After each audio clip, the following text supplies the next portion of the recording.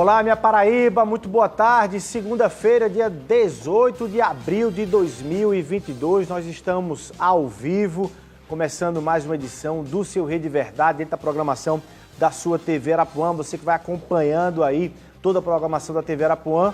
Cidade em Ação com o seu Moco Duarte, coladinho, Rede Verdade, a gente traz aí as informações da política e também que interessam a Paraíba. No programa de hoje, você vai acompanhar uma entrevista, meu bate-papo aqui com o médico Walter Ramalho, ele que é presidente da Unimed aqui na Paraíba.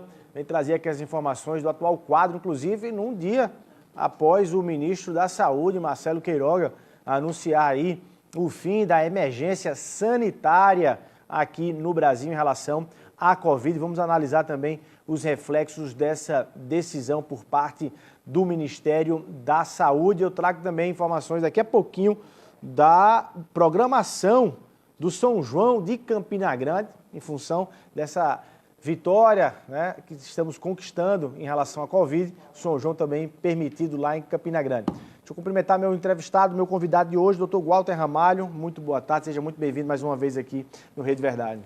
Eu que agradeço, é um prazer. Ainda mais agora, né? Um tempo mais tranquilo, mais ameno. A gente podendo respirar, estar aqui sem máscara. Muito nos agrada. Muitas vezes você esteve aqui ao longo dessa guerra toda e dessa batalha toda, ao longo desses 2 anos, para falar das medidas da Unimed sobre o combate à Covid, também suas impressões como médico, como pesquisador também, sobre como o quadro ia se desenrolando.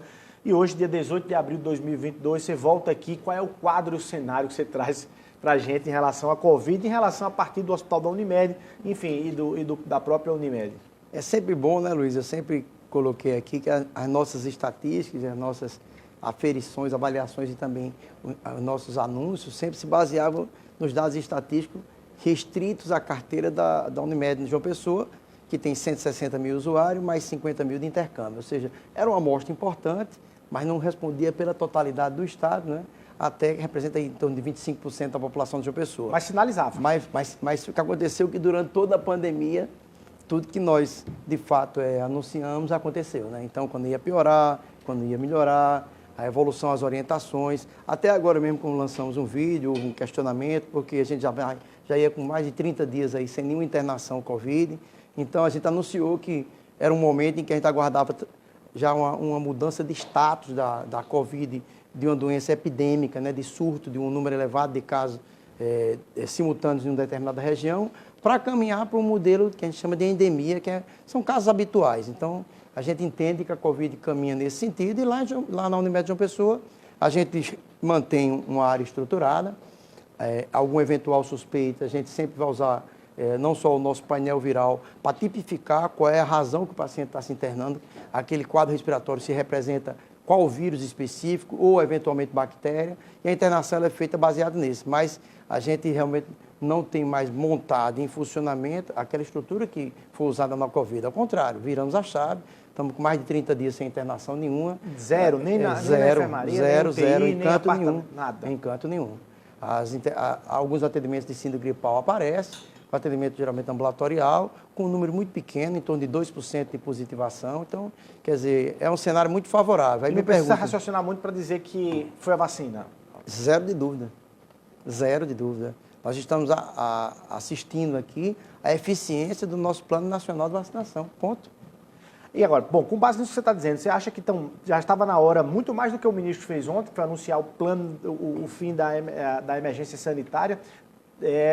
Eu queria lhe ouvir sobre isso, sobre essa posição do governo federal em relação a isso, se foi precipitada, se não foi, a forma também, se você concorda com ela, e se, para além disso, você defende que já saia do status de pandemia e endemia a Covid.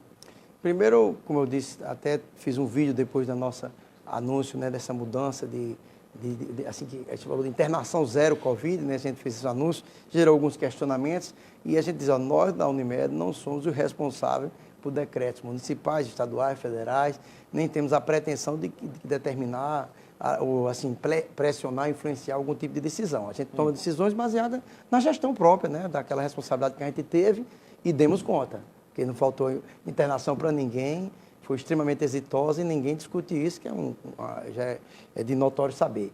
Mas a gente pode dar uma opinião, né, enquanto especialista, enquanto pessoas que trabalharam na linha de frente, eu entendo que há realmente um caminho para redução desse status de epidemia para endemia.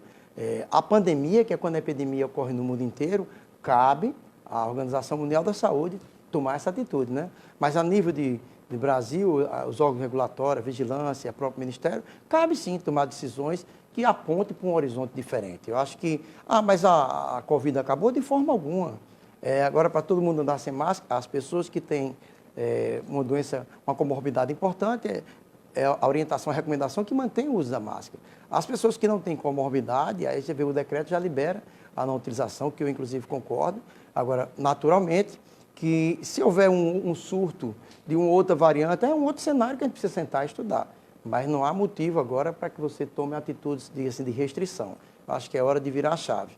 E eu acho que é oportuna essa discussão do fim da emergência médica, que foi anunciada aí pelo governo federal.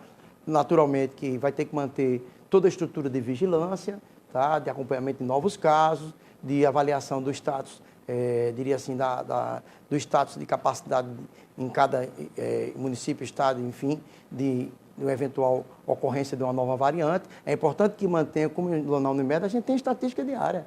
Não tem internação nenhuma, eu acompanho tudo. Estatística de exames, estatística de resultados positivos dentro e fora, enfim, e também as internações de atendimento na porta dos 2 hospitais. E foi fácil para a Unimed, nesse aspecto, que nós centralizamos a assistência. Então, com isso, a gente conseguiu monitorar e tomar medidas mais assertivas. Então, eu acho que é hora de virar a chave, sim. Guto, eu quero lhe convidar, inclusive, para junto com o nosso telespectador, para a gente ouvir o pronunciamento aí, de ver o pronunciamento do ministro Marcelo Queiroga, né, falando aí em rede nacional sobre isso que o doutor Walter está falando, o fim da emergência sanitária aqui no Brasil em relação à Covid. Vamos ouvir o que é que o ministro Marcelo Queiroga disse. Graças à melhora do cenário epidemiológico, a ampla cobertura vacinal da população e a capacidade de assistência do SUS, temos hoje condições de anunciar o fim da emergência de saúde pública de importância nacional, a SPIN. Nos próximos dias, será editado um ato normativo disciplinando essa decisão. Esta medida, no entanto, não significa o fim da Covid-19. Continuaremos a conviver com o vírus. O Ministério da Saúde permanece vigilante e preparado para adotar todas as ações necessárias para garantir a saúde dos brasileiros, em total respeito à Constituição Federal. Enfim, a saúde é um direito de todos e um dever do Estado. Ninguém ficará para trás. O doutor Walter, do ponto de vista de sensação, já havia uma sensação de que a gente não estava mais numa situação de emergência, tanto em relação aos números, quanto em relação à retirada das máscaras, ao aumento da vacinação. Mas é preciso ter ali várias entidades científicas atestando que estava na hora. Eu vi alguns gestores de saúde dizendo o seguinte: olha, a medida é até acertada, mas talvez tivesse um momento ali de transição, porque tem compra de equipamentos, tem pagamento para os médicos. O que, na verdade, eu vi um certo comentário, né, que a partir do momento que você encerra esse período emergencial, então as compras sem licitação não vão poder ocorrer, e a discussão era sobre vacina, aquisição de vacina, de medicamentos, tá? Então, eu acho que a gente está no status vacinal avançado e o Ministério deve ter essas suas estatísticas, tá? Volto a dizer, que tá no ambiente público, né? Eu acredito que ele não vai dar um passo desse sem a responsabilidade, o respaldo necessário, né? Além disso, você falou aqui, ele foi muito, diria assim, muito clara a posição dele, que disse, não acabou a Covid, a gente vai continuar monitorando, então precisa monitorar, analisar diariamente. E você está pensando assim na Unimed também? A Unimed também está com esse olho. Tem toda a estrutura. Nossa estrutura de vigilância está completamente ativa. Se aparecer uma outra variante agora, pipocar, a gente está pronto para reiniciar tudo.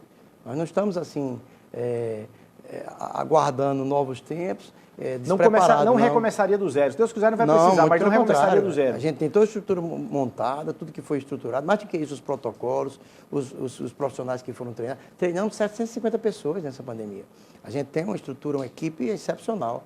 E o Hospital da Unimed tem hoje 66 metros de plantão diário. Então, Doutor Cota, eu quero lhe volume... perguntar se nesse novo cenário, com a pandemia, desacelerada nesse processo, quais são as metas, os planejamentos, as ações da Unimed num mundo sem a pandemia do jeito que estava. Mas antes, lhe convido também, por causa desse cenário, foi se permitido, podemos estar planejando, por exemplo, o maior São João do mundo, em Campina Grande. O repórter Irã Barbosa acompanhou hoje, pela manhã, o lançamento da programação aí, feita pelo prefeito Bruno Cunha Lima. Vamos acompanhar. Um abraço a você e a todos. Acontece logo mais às 18 horas, aqui na sede da Midropromo, o lançamento da grade de programação para o São João 2022. A população já estava ansiosa por esse momento. Inclusive, estou aqui ao lado da secretária de Desenvolvimento Econômico da Prefeitura de Campina Grande, a Rosália Lucas, que irá conversar conosco. Tudo pronto para o lançamento dessa grade de programação? Tudo prontíssimo, a programação tão esperada há 2 anos, que vai ser lançada hoje à noite pelo prefeito Bruno Cunha Lima. Grandes novidades para toda a população da Paraíba que vai matar essa saudade do maior São João do Mundo 2022. O prefeito já divulgou o Wesley Safadão, o Xande Avião e daí por diante. Você pode mencionar outros nomes já ou não? Confirmar esses nomes, a nossa querida Elba Ramalho, o Poetinha, confirmadíssimo, Fabiano Guimarães está aqui ao nosso lado, e aguardar hoje à noite a grande surpresa. Esperamos tanto, esperar mais um pouquinho e o prefeito anunciar a grade completa daqui a pouquinho. Mas sopre bem baixinho aqui, pelo menos o nome de 2 atrações. Mais tarde, vamos aguardar. Surpresa, surpresa, surpresa, surpresa. Todo mundo ao vivo ligado. Mais tarde, a partir das 18 horas, a programação estará saindo. Trem do Forró, ônibus do Forró. Ônibus do Forró, confirmadíssimo. Aqui é um passeio cultural, em Cordel, contando a história de Campina Grande. E o Trem do Forró, a CBTU, ela fez toda uma avaliação, aguardando a Transnordestina, mas a segurança turística em primeiro lugar. Então, o ônibus confirmado, o trem aguardando toda essa avaliação técnica para a liberação. Ok, portanto, a Rosália Lucas. E para vocês terem uma ideia como será o maior São João do Mundo, edição 2022, depois de muito tempo sem as pessoas dançarem forró, ansiosas, Fabiano Guimarães, presença marcada do maior São João do Mundo, edição 2022. Como vai ser o clima? Mais ou menos assim, Irã.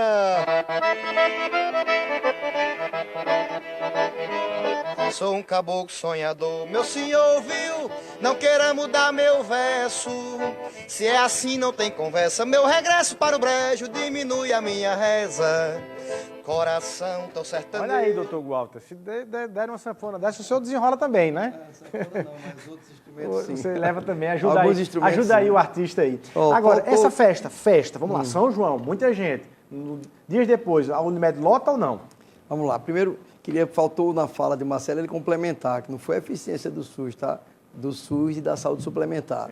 E na saúde suplementar o sistema Unimed deu um show, então faltou porque senão ia sobrecarregar. Não tenha dúvida, se não fosse a saúde suplementar e não fosse a cooperativa, por exemplo, nós temos 18 milhões de usuários no Brasil, o que seria do SUS? Tá? Então, vamos botar as coisas no lugar. Os planos aumentaram, do ponto de vista de mais clientes procuraram a Unimed durante a pandemia, sim. Durante a pandemia, acho que o risco... Porque perceberam a segurança. O risco iminente de vida e até porque com a pandemia não tinha carência, né? Então, e a nossa orientação mesmo é salvar o maior número possível de pessoas, não deixar ninguém para trás, e assim foi.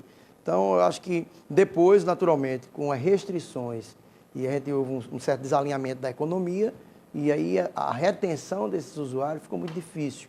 E em cima disso, a ANS veio com um reajuste, assim, nunca, na primeira vez da história, negativo, tá, nas pessoas físicas, e com isso dificultou ainda mais o ajuste, porque em um ano 2021 foi dificílimo. Nós tivemos as síndrome pós-Covid, muito paciente sequelado, que qualquer um resfriado já leva uma internação, porque o paciente está com sequela, fibrose pulmonar, doenças multissistêmicas. A gente tinha um momento em que o represamento de cirurgias, a gente houve uma liberação que aumentou 7 vezes mais do que tinha no período pré-pandemia. A gente teve o reajuste negativo e ainda assim a variante P1, que foi de maior custo assistencial. Então, era um ano para ter muito investimento e não retração. Então, se adaptar a essas circunstâncias, muitas das operadoras ficaram no vermelho em função disso. A Unimed, felizmente, João Pessoa rodou positivo e distribuiu resultado pelo segundo ano consecutivo, os 2 primeiros da história dos 50 anos da Unimed. Então, mostrando que trabalho dá resultado. Mas voltando para a questão que você falou da festa, né? E assusta? Todo mundo sem máscara? Naturalmente, todo mundo toda vez que ou tem não? aglomeração, a gente fica aguardando 15 dias depois o impacto que isso vai dar, tá? É natural, mas o que está nos deixando assim numa situação confortável, vamos dizer de novo, é o status vacinal avançado. Se não fosse o status vacinal, nós estaríamos aqui na estaca zero. A gente estava tendo aqui mortes, número de casos constante, novas variantes. O status vacinal avançado que trouxe o Brasil, e eu diria assim, foi uma ação de distribuição do Plano Nacional, mas com a participação do governo estadual e municipal. Então, eu diria sempre, é uma guerra de nós todos. Então, o importante é que o status vacinal permitiu que o Brasil, realmente, que tem um programa nacional de vacina que é reconhecido no mundo inteiro, nós somos vocacionados para a imunização, isso aqui a vida inteira sempre foi assim. Então, a gente mostrou a eficiência de que a gente já tinha um certo know-how. E o SUS, nesse aspecto, ajudou muito porque capilarizou. Então, facilitou muito a distribuição e a execução da vacinação. Então, nós estamos surfando a onda da eficiência da vacinação no Brasil. Ponto. Bom demais. Bom, agora no mundo sem Covid, ou pelo menos sem essa emergência, o que é que você tem na sua agenda e na agenda da Unimed de ações, de investimentos e de novidades para você contar aqui? Aguarda um minutinho aí, a gente vai para um intervalo comercial e volta aqui conversando com o Walter Ramalho, presidente da Unimed João Pessoa. Um minutinho.